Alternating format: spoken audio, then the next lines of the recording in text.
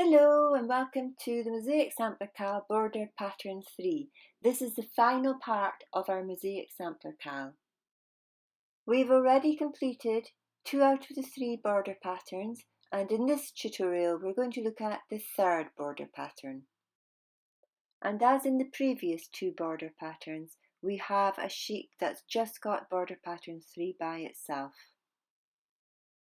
We'll be starting on round 19 and colour A.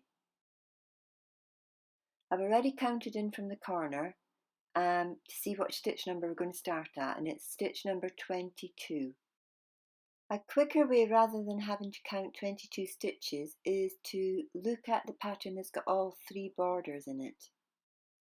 You can see where that red line is 2 patterns, the square pattern and then that first repeat pattern along. And I can actually work out where that red line is according to the crocheting I've already done in pattern 2. So I'm just going to work out from pattern 2 where I'm going to insert my hook. Now that I've got my hook in stitch 22, I am ready to start working on the pattern.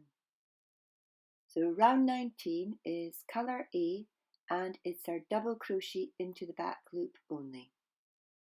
Just a quick recap on our joining with a chain stitch and then just working our double crochets into the back loop only. I'm going to work all the way around and come back to you when I get to the corner, just to remind you about the corners. So I've now come to this corner and we are still in our double crochet into back loop only, and I'm double crocheting here into that chain stitch from the previous round. Then I've created 2 chain and another double crochet into the second chain stitch in the previous round, and that's our corner complete. 1 double crochet, 2 chains and the second double crochet. And remember, we join all our rounds with an invisible stitch. So I've already cut my yarn, threaded my needle, and then I'm going to find that V, where I'm actually going to go through the point of that V and then into the centre of that last stitch and pull it through. There we go, our nice invisible stitch, and then I'll just weave in my ends at the back. Just going to mark off that I've done this round, and looking at the next round, round 20, again it's just double crochet into the back loop all the way around, but in colour B this time. We're going to use the same trick that we did on the previous round. So we've inserted our hook above where we know pattern 2 was worked, and then it's double crochet all the way around, and remembering to work those corners with a 1 double crochet, 2 chains and a 1 double crochet, and then we'll end back where we started with an invisible stitch. We can see our round 20 is complete now, and I've just marked that off. We're now ready to go on to round 21. Round 21 has got the drop trebles in it.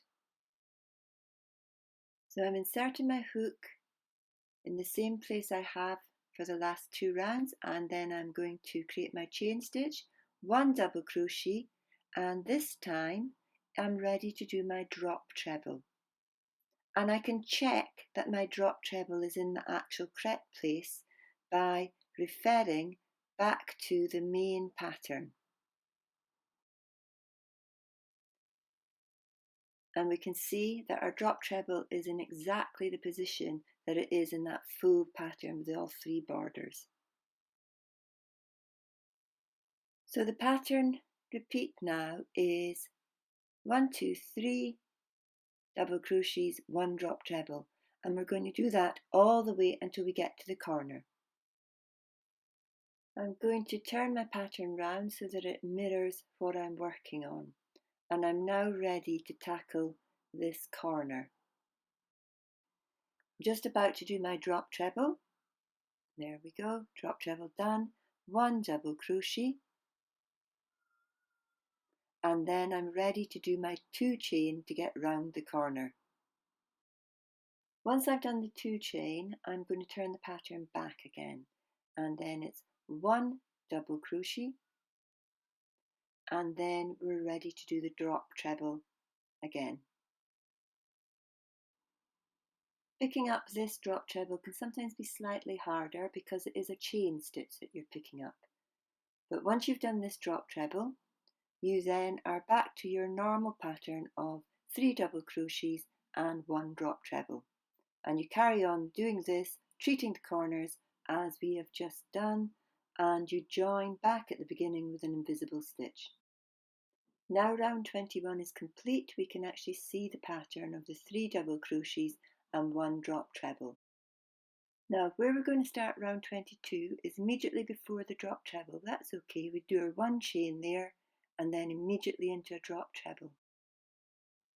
So we can see we're starting the same place we always start, above that straight white line, do our chain stitch and then straight into the drop treble, which is just in front of the drop treble from the previous round. We then continue with our pattern, 3 double crochets, 1 drop treble, and I will see you when we get to the corner. So now I'm at the corner, I'm going to turn my pattern, so we've got that mirror image going on. I'm just checking where I am in the corner, so there we go, the drop treble, and then 1, 2, 3 drop treble. I'm just ready to do that last drop treble before the corner. So 1 drop treble in here, and now it's 1, 2, 3 stitches before the 2 corner chains. So that's 3 double crochets, and then we can get those 2 corner chains done to work us around the corner. So 2 chains done now, and then we can turn our pattern as we had before, and we're now ready to do the next part of the corner. So we have 1, 2, 3 double crochets before the drop treble. So I'm working on my 3 double crochets, and then I'm ready to do that next drop treble. And this is where you've got to be careful, because there's only 1 double crochet before the next drop treble. This is to make the pattern fit.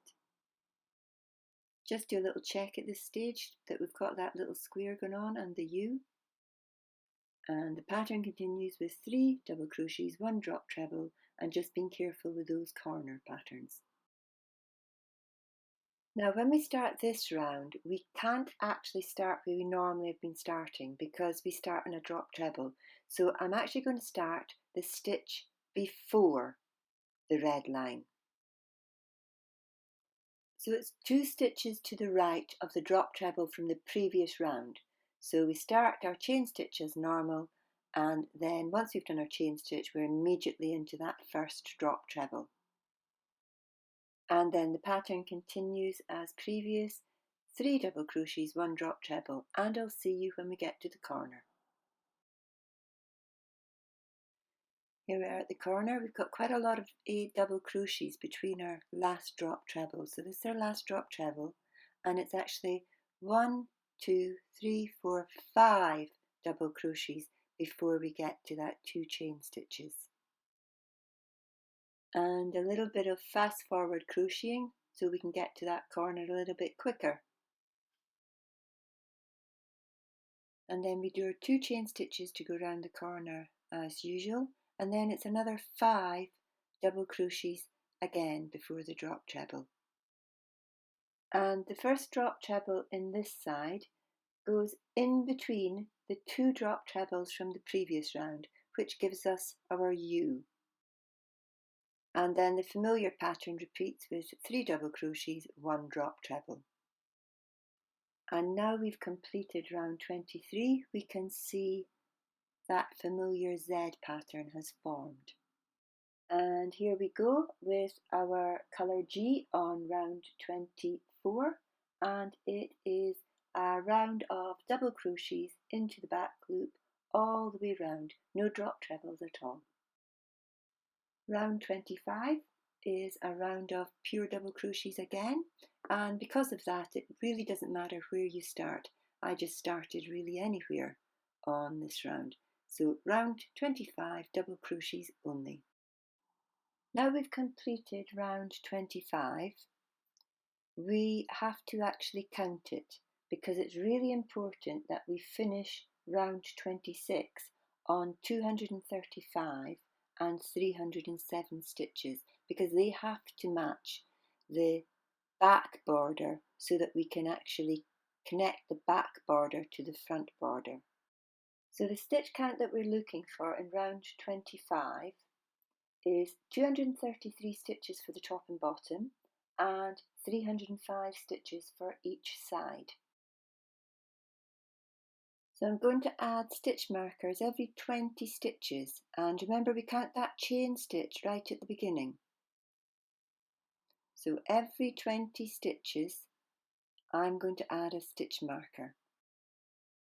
If, like me, you use stitch markers out of yarn, you can just insert your hook and pull it through. I always tend to make a little stitch and then I can pull it out easier when I'm finished. So every 20 stitches at the top and the bottom and the sides, put in stitch markers so that you can actually make sure your count ends up correct. My stitch count is correct, however, if your stitch count is not correct, you may have to increase or decrease a stitch. So I'll demonstrate how to do this just to remind you. So I've created a few stitches already in row 26 and I'm now ready to demonstrate how to decrease a stitch. So to decrease, you insert your hook into the top loop as you normally would, and then you insert your hook into the next stitch as you normally would, again through the top loop only. So I'll do that again. So you insert your hook in through the stitch and then in through the next stitch. Then you pick up your yarn and pull through both stitches, and then you're ready to complete your double crochet. And if you want to increase your stitch, you go through the same stitch twice, just like I've done there. 2 stitches into the same stitch. And then when you're happy, if you've increased or decreased or not had to do either, you just carry on with round 26, double crocheting into the back loop and joining with an invisible stitch at the end. Now we've completed row 26, we've finished the front part of our border and now ready to look at the back of our border. Every 2 rounds in our front border is equal to 1 round in our back border. So there you go, 1, 2, 3, 4. 4 rounds. And remember, the back border is done in treble crochet, or in US terms double crochet. So we start with our 3 chain to get the height, and then we do our first treble. Now remembering, we're actually working into both loops of the stitch this time, and the hook size is 1 size down. So it's a 4.5 hook that we're using to do this trebles into the back. When you get to the corner, it's 2 trebles into the first corner chain, then 2 chain, and then another 2 trebles into the next corner chain. So just to repeat that, 2 trebles into the first corner chain, 2 chains, and then 2 trebles into the next corner chain. There you go, you can see 2 trebles, 2 chain, 2 trebles. So that first round of the back's done. I'm going to do the next 2 rounds before I'm going to come back to you and we're going to speak about stitch counts. So I've done those 2 other rounds and I'm now looking at my stitch count. I need my stitch count to be 231 stitches on the top and bottom and 303 stitches on the side. So like the front border, I've added stitch markers every 20 stitches to make sure my stitch count is correct. And remember, that should be 231 at the top and bottom and 303 stitches at the side. I'm now ready to crochet up my last round. Now my last round, colour D, I'm going to use, so it's the same as the last round of the front border. I'm actually going to use a double crochet, not a treble crochet, because you can see that I'm really close my trebles are quite slack, so I've made the decision to finish that with a double crochet, not a treble.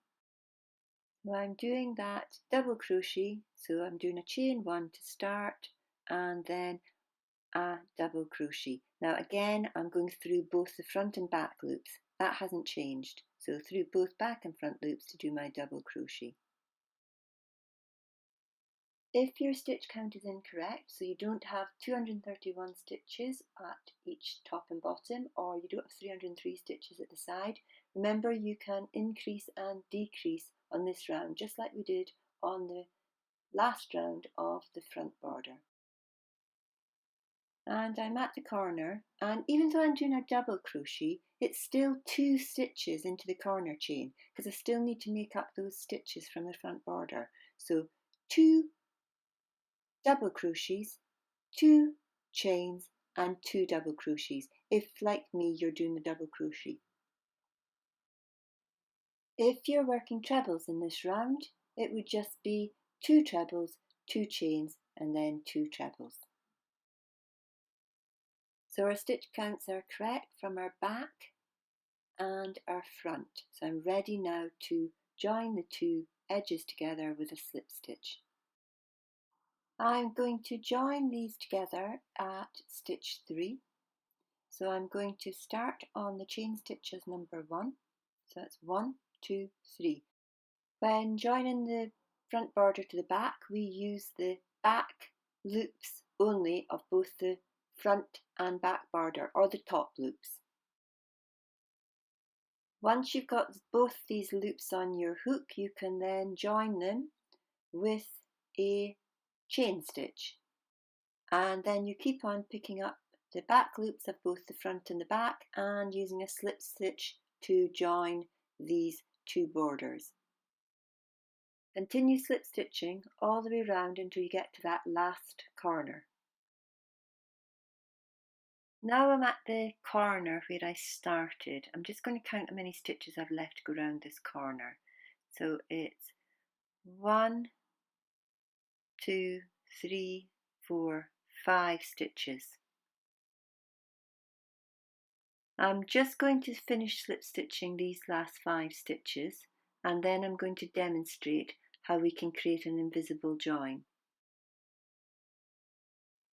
So I'm back at the first stitch where I did a chain stitch, and there's still a little bit of a gap, so I'm just going to do another slip stitch in where that chain stitch was, and then I'm going to snip my yarn and pull it through. I want to make this join as invisible as I possibly can, so I'm going to create an invisible stitch into that very first slip stitch there. So I've identified my first slip stitch. There we go, there's the V, and that's where I'm going to create my stitch into. I'm ignoring that first tail. We'll get rid of that in a minute. There we go. And then I'm just going back into the center of the stitch as normal. And there you go, you can see that now marries up very nicely and is nice and neat. I now need to get rid of the tails that I started with and I ended with. So I'm now going to really just lose these into the border. So I create a stitch first of all into the border, and then I'm just going to create small tiny little running stitches around the border. You can't even really see those stitches. I'm losing them completely in the border. And once I do that, I will then pull it a little bit tighter, snip it off, and then you lose, once you pull the border a little bit looser, there you go, I've completely lost that one. I'm going to do exactly the same with the other tail. And there we go, we're at the end of our Mosaic Sampler Cal. I can't express really in words how much it's all meant to me, the amount of love and support that you've all shown. I've had a fantastic time and I hope you really enjoyed the pattern. So hopefully I might see you soon with another pattern. I'm not saying a cal, but definitely another pattern.